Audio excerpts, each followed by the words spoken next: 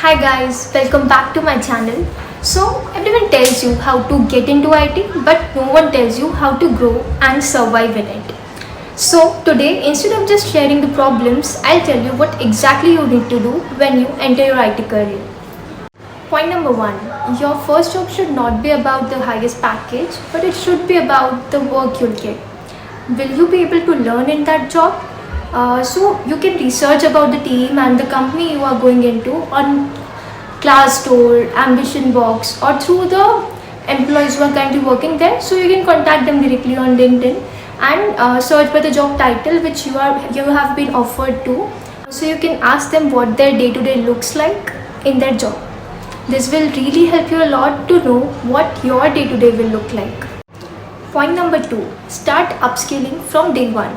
So don't wait for your company to train you for the latest skills, but you can parallelly with your work start to look for other opportunities so that you are keeping up with the latest trends in the market and also job ready.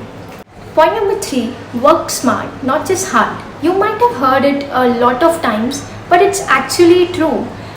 So what happens is if you work very hard but there is no visibility of your work, so it might not give you the required fruits.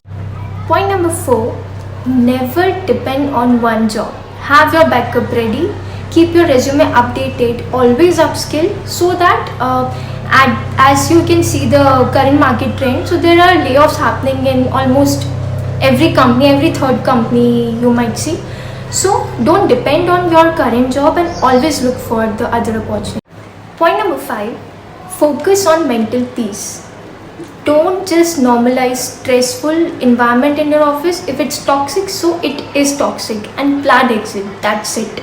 In IT, your growth is not automatic, it's designed by you. So it totally depends what steps you are taking, what options you are considering, and your growth will entirely depend on that. So if you are planning to start your IT journey, follow these steps and you will be way ahead of others. And if you are already in IT, so tell me which one of these hit you the most. Thank you.